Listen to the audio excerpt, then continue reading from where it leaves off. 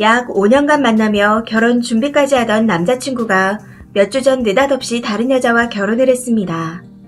일방적인 파혼을 당한 것도 모자라서 남자 쪽으로부터 협박을 받았고 받아야 하는 수천만 원의 돈도 받지 못하고 있는 상황입니다. 제가 연상이고 이미 30대였기 때문에 4개월이나 매일같이 따라다니며 구애를 하던 그 남자와 교제를 시작하면서 결혼을 고려하는 진지한 사이여야 함을 전제로 달았습니다. 이후 결혼 반지, 플래너, 식장, 웨딩드레스 모두 계약한 상태였고 올 4월 말에는 같이 신혼집도 보러 갔었습니다. 식장 예약금 약 700만원, 반지값 약 370만원은 남자가 직접 냈고요.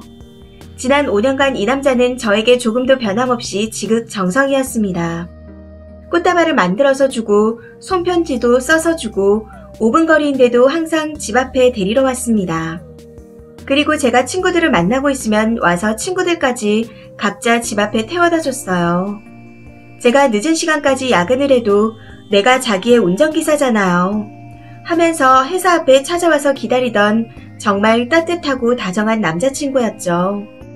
웬만큼 준비가 되었으니 이제 곧 상견례를 하자는 그의 말에 조금은 들떠있던 어느 날 친한 동생에게서 전화가 왔습니다. 떨리는 목소리로 "언니 괜찮아요?" 하고 물어보더군요. 뭔진 모르겠지만 괜찮으니 말해보라는 저의 말에 차마 말을 잇지 못하던 동생이 한참 만에 들려준 청청병력 같은 소식. 땡땡이 청첩장이 동네에 쫙 돌았던데 신부 이름이 모르는 사람이어서요. 둘이 헤어졌던 거예요. 그 남자 아버지가 모두 이름을 대면 아는 학교의 교수여서 바로 검색을 해봤습니다. 화촉 기사가 쏟아지더군요. 결혼식까지 딱 3주 남았고 심장은 마구 뛰고 손은 떨리는데 뭘 어떻게 해야 할지 모르겠더라고요. 한참을 멍하니 있다가 남자한테 연락을 했습니다. 땡월 땡일에 뭐해? 나랑 후배 결혼식 갈래? 하고 물어봤어요. 실제로 같은 날 결혼하는 후배 청첩장을 받았던 차였습니다. 그런데 그날 아무 계획이 없다고 식장은 어디냐며 너무 아무렇지 않게 같이 가자는 대답이 오더라고요. 다음날 남자는 평소처럼 다정하게 데이트를 하러 나왔습니다. 언제나 그랬듯 어떻게 입을 건지 물어보고는 드레스 코드도 맞춰 입고 나왔더군요. 하남에 있는 카페까지 드라이브를 가는데 아무래도 뭔가 착오가 있을 거라는 생각밖에는 들지 않았습니다. 지난 5년간 보여줬던 모습과 그냥 너무 똑같았어요. 운전하면서도 중간중간 오른손으로 제 손을 꼭 잡고 오늘도 너무 예쁘다며 사랑 가득한 눈빛으로 쳐다보고 미래에 대해 이야기도 하고 카페에 도착해 차를 주차하자마자 남자에게 결혼 기사 중 하나를 카톡으로 보냈습니다. 몇 초 정도 기사를 멍하게 보더니 손을 바들바들 떨면서 하는 말이 "이거 아니라고. 자기가 다 설명하겠다고 일단 내려서 얘기하자고 하더군요. 손님이 드문 야외석에 자리를 잡고 앉자 그제서야 눈물을 흘리면서 자세한 이야기를 시작하는데 정말 소설 같은 이야기가 이어졌습니다. 그 이야기는 결혼 전날까지 매일 계속되었어요. 사실 자기 사업이 많이 어렵다. 빚이 너무 많아 도저히 회생 불가인 본인의 상황을 해결하기 위해 엄마가 정략 결혼을 시키려고 한다. 자기뿐만 아니라 집에도 빚이 많은데 여자 쪽에서 빚을 갚아주고 사업을 도와주기로 했다. 여자 쪽은 돈만 있고 명예는 하나도 없는 집이라 자기 집과 사돈을 믿고 싶어 하는 것 같고 여자는 직업도 없는 사람이다. 그 집에서 동생 로스쿨 공부도 시켜주기로 했지만 자기는 이 결혼을 반대하느라 요즘 집을 나와서 사무실이나 차에서 자고 있었다. 차에서 좀 더 편하게 잘 수 있는 트럭기사 아저씨들이 부럽기까지 하더라. 상대 여자를 따로 만난 적도 없고 양가 가족이 다 같이 2번 식사한 게 다인데 엄마가 마음대로 이런 일을 벌여놓았다. 방금도 이 결혼 정말 아닌 것 같다고 싸우다가 부모님 2분께 뺨을 맞고 나왔다. 그러면서 자기 신용등급도 바닥이라며 토스 앱도 열어서 보여주더라고요. 그런데 그 남자 벤츠 타고 다닙니다. 너무나 구체적인 이야기에 혼란스러워서 견딜 수가 없었어요. 다 믿을 수도 없지만 모든 게 거짓말이라기엔 너무 놀라운 이야기였습니다. 본인은 여자 전화번호도 모른다며 핸드폰 통화 내역과 주소로까지 보여주더군요. 재벌도 연예인도 아닌데 정략결혼이 말이 되냐고 제가 아무리 추궁해도 본인은 예복도, 성당 혼인교리 참석도, 웨딩 촬영도 정말 아무것도 안 했다는 주장을 하며 본인이 정말 결혼하고 싶었던 건 저였다고 합니다. 정략결혼이 옳다고 생각하는 부모님 도움 없이 저와 결혼을 추진하려고 모든 노력과 시도를 다해보았지만 결국 다 실패했다고 합니다. 지난 몇 년간 저한테 말도 못하고 채권 추심 당하고 살면서 너무 힘들어서 이제 조금 편하게 살고 싶다고 하더군요. 그러면서 앞으로도 계속 만나자고 애초롭게 말을 하는 겁니다. 100% 지내자. 서로 계속 지켜봐주고 응원해주고 도와주자. 다음 주 네 생일에 선물 보내겠다. 여태 그랬듯 네가 먹을 영양제는 앞으로도 내가 떨어지지 않게 사주겠다 등등. 심지어 저에게 위로금도 보내주었습니다. 내가 자기한테 이 정도는 해줄 수 있어요. 라며 보내준 1,800만원. 제가 청담동 드레스샵과 웨딩 플래너 비용도 결제했었고 남자가 사업 자금 때문에 힘들어할 때 장기간 큰돈도 빌려주고 이자도 안 받았었거든요. 그런 것들 다 포함한 금액이라며 자기 때문에 고생하며 사는 모습 볼 수 없다고 했습니다. 그런데 그 위로금 등 금전 문제에 대해 이야기하려고 남자의 사무실에 들렸을 때 국세청에서 온 우편물이 책상 위에 놓여있는 걸 보았습니다. 제가 아는 곳과 다른 주소. 그렇다면 이미 새로운 거주지로 전입신고가 완료된 지 꽤 되었다는 건데 말이죠. 마침 제 친구가 사는 곳의 옆동이더라고요. 딱 신혼집 사이즈. 직접 가보니 우편물 봉투에 적혀있던 동 앞에 남자의 차가 주차되어 있었습니다. 멍하니 주차된 차를 보고 있는 저에게 남자는 집에서 엄마랑 음식 준비를 하고 있다며 멸치 다듬는 사진을 보내왔습니다. 무너지는 마음을 간신히 붙잡으며 그래도 남자의 말 중에 무언가는 진실이 있지 않을까. 나에게는 차마 말할 수 없는 사정이 있었던 건 아닐까 하는 신랑 같은 희망을 놓지 못한 채 그렇게 폭풍 같은 3주가 지나갔습니다. 남자는 결혼식 전날 밤에도 저를 집 앞까지 태워다 줬어요. 지하철 타고 갈 거라고 했더니 한사코 자기 차 타고 가라고 하더라고요. 이제 이 조수석 자리도 오늘이 마지막이네 했더니 앞으로도 타면 되지 않냐고 하며 집에 도착해서 내리려 하는 제 손목을 잡고 차마 놓지 못하는 모습을 보였습니다. 그러면서 남자가 결혼식 전날 마지막으로 한 말은 사랑해요. 지난 5년간 그랬듯 제가 입구 비밀번호를 누르고 완전히 들어갈 때까지 조수석 창문을 열고 손을 흔들어 주었고요. 이 모든 게 나쁜 꿈만 같아서 밤새 한숨 이루지 못하고 결혼식 당일이 되었습니다. 고민하다가 급히 친구 2명을 불러 식장에 조용히 갔습니다. 도저히 이대로 의문만 잔뜩 안고 끝낼 수는 없어서요. 도착하자마자 충격을 받았죠. 어느 정도 예상은 했지만 따로 만난 적도 없다던 신부와 함께 환하게 웃으며 찍은 웨딩 사진 판넬이 바로 보이더군요. 밝은 표정으로 손님을 맞이하던 남자는 저를 보고 크게 당황하며 왜 말도 없이 왔느냐, 왜 마음 불편하게 이런 걸 보려고 하느냐, 정말 갑자기 한 결혼이 맞고 웨딩 사진만 며칠 전에 급히 찍어 말을 못했다 등의 헛소리를 몇 번이나 와서 반복했습니다. 일부러 조금만 부른 건지 20명도 채 되지 않았던 남자의 하객 친구들 중 제가 아는 사람들이 둘 있었습니다. 이 결혼 대체 뭐냐 각각 물어보니 자기도 한 달 전쯤 갑자기 들었다는 동일한 대답만 돌아왔어요. 신랑 입장 후에도 멍하니 하객석에 저를 쳐다보던 신랑은 이내 다시 멀쩡히 혼인 서약도 하고 기념일을 잘 챙기자 어쩌자 하는 부부 10계명을 써온 것도 읽으며 신부에게 입맞춤도 하더군요. 도무지 화가 나 견딜 수가 없어서 이 남자 나중에 마음이라도 불편하라고 친구들 사이에서 하객 사진도 찍었습니다. 3주 동안 식사도 수면도 제대로 하지 못해 정말 엉망인 몰골이었지만요. 배포하자고 했으니 지난 5년간의 배포로서 사진이나 남겨주자. 나의 작은 복수다. 나중에 신부가 이 여자 누군지 물어보면 둘러대면서 양심의 가책이라도 느껴라 생각하면서요. 그리고 집에 돌아가는데 남자가 또 바깥 입구까지 따라 뛰어나왔습니다. 오려면 말이라도 하고 오지 왜 말도 없이 왔어요. 오늘은 이제 집에 가서 쉬어요. 내가 나중에 설명할게요. 하고 말하는데 그 소리가 머릿속에서 울렸습니다. 멍하니 집에 돌아가는 길에 친구들이 식장에서 듣고 알게 된 사실을 알려주더군요.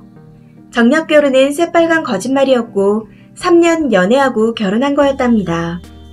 빚 갚아줘서 결혼한다는 것도 부모님한테 맞았다는 것도 다 거짓말이었어요.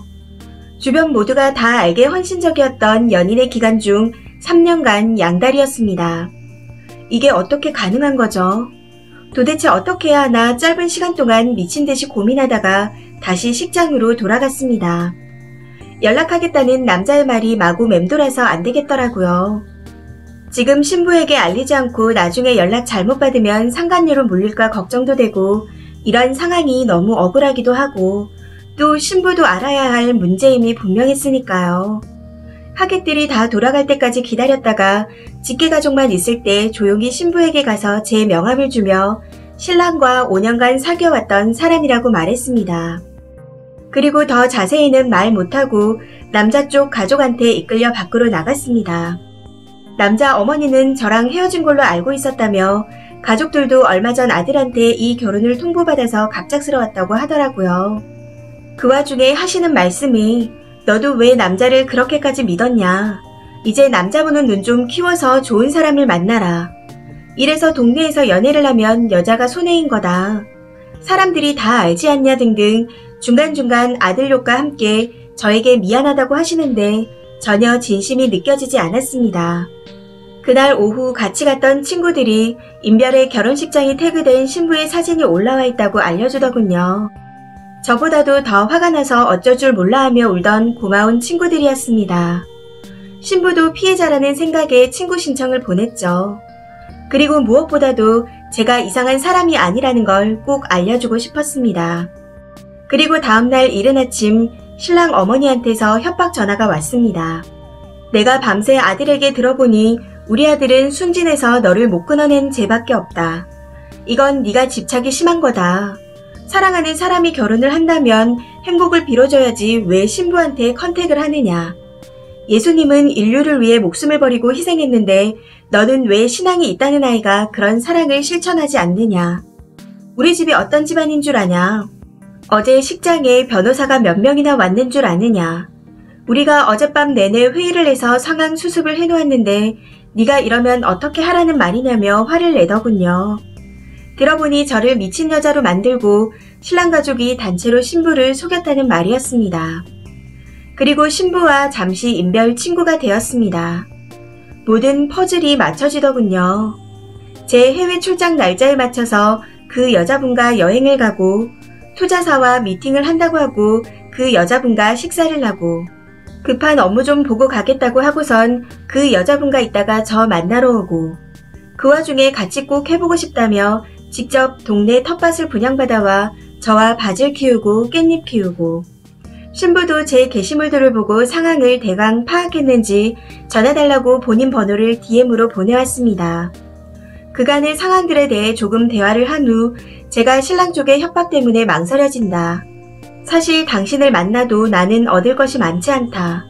다만 같은 여자로서 도움을 원한다면 도와주겠다고 하자 신부가 본인도 너무 괴롭고 화가 난다. 꼭 연락하고 만나자고 하더라고요. 그리고 위자료 받았다는 이야기도 했습니다. 저는 미친 스토커도 구 남친에게 집착하는 여자도 상간녀도 정말 아니니까요. 그런데 그 다음날 신부에게서 온 카톡 메시지는 과거는 묻어버리고 살겠으니 연락하지 말아라. 차단하겠다 였습니다. 그리고 남자 쪽의 협박이 다시 시작됐습니다. 결혼을 준비하며 제가 그 남자가 운영하는 회사로 들어가 1년 넘게 일하다가 중간부터 월급이 많이 밀리면서 퇴사를 나왔었어요. 다른 직원들도 급여가 밀려 퇴사하는 상황임을 알았기에 제 건 그냥 나중에 자금 사정이 좋아지면 받기로 하고요.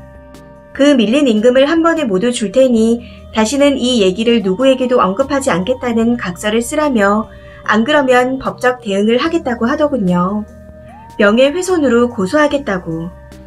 심지어 자기가 위로금이라고 보냈던 금액을 합의금이라고 주장하며 과거의 관계에 대해 발설하면 제가 받았던 금액의 이자를 쳐서 반환해야 한다더군요. 결혼식도 지키고 저랑 베프도 할 수 있을 줄 알았는데 그게 안 되니 돈이 너무 아까운가 봅니다.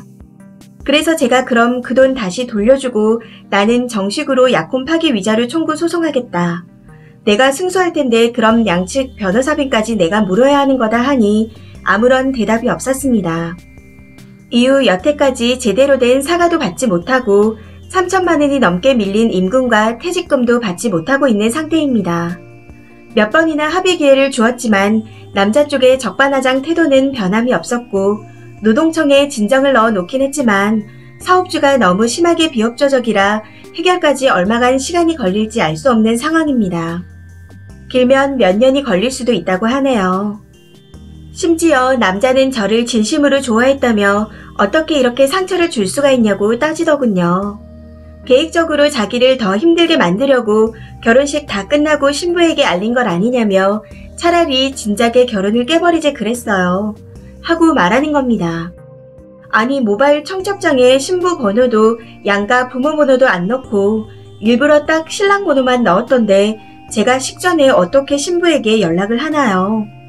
그리고 최근에 몰래 선을 받거나 바람이 났겠거니 정도나 예상했었지 3년 연애 결혼식은 예식 다 마친 후에 들었던 건데 말이죠. 저는 너무 심한 마음고생에 키 160에 몸무게가 40kg대까지 내려갔습니다. 정말 일을 쉬고 싶었지만 그럴 수는 없어 매일 억지로 정신을 붙잡고 힘겹게 근무하다가 결국 업무 강도 낮은 직장으로 옮기려고 현 직장에 사표도 냈습니다. 혼인 빙자 그 자체로는 처벌도 불가능한 현실. 비슷한 사례들을 보면 그나마 상대방이 용서해달라 선처해달라 빌기도 하던데 이 남자는 어디 한번 방송국에 제보해봐라.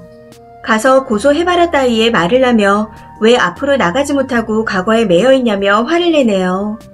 놓쳐버린 저의 결혼 정년기. 그리고 이 허망한 마음을 도대체 어떻게 보상해야 할까요? 그리고 혹여 이 글을 보게 될지 모르는 남자와 그 가족분들께 위 글의 상대방을 특정할 수 있는 내용을 쓰진 않긴 했지만 제 얘기를 증명할 수 있는 계약 서류, 대화 녹취, 카카오톡 메시지, 사진, 동영상, 심지어 남자의 자필 편지까지 다 적법하게 보유하고 있습니다. 혹여 저를 정말 명예훼손 따위로 고소한다면 높은 확률로 불기소 되겠지만 어차피 다 가는 거 전부 오픈해버리려고요. 위 글에 미처 다 언급하지 못한 심각한 비도덕적 행위들도요. 사람을 얼마나 우습게 보면, 아니 세상을 얼마나 우습게 보면 그런 유치한 협박을 할 수 있는 건지 모르겠지만 저는 당신들이 생각하는 것보다 훨씬 더 많은 것을 알고 있답니다. 공무원 되고 싶은 것도 아닌데 고작 명예훼손 혐의 따윈 무섭지도 않아요. 받은 위자료로 벌금 내줘 뭐. 저를 더 괴롭힐 시간이 있다면 윤리의식이란 무엇인가부터 찾아보시길 바랍니다. 댓글입니다. 첫 번째 댓글. 돈 좀 들더라도 경력 짱짱한 변호사부터 빨리 구하세요. 증거 많으시다니 패소할 일은 없겠네요. 거기에 협박받은 것까지 얹어서 같이 소송 걸리면 거긴 끝이겠네요. 제지어놓고 대려 협박질을 하다니 그 교수님은 아들을 도대체 어떻게 키운 건지. 두 번째 댓글. 대학 교수 집안이 아니라 사이코패스 집안이네요. 바로 고소하세요. 변호사 얼른 찾아가요.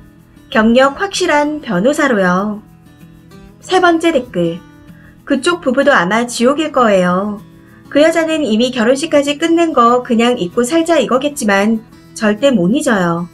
단순한 바람도 아니고 자그마치 3년간 양다리, 심지어 본인이 세컨. 이거 두고두고 계속 생각나고 싸우고 계속 바람 의심하고 그러다 파탄나는 거죠. 이 사연은 여기까지입니다. 시청해주셔서 감사합니다.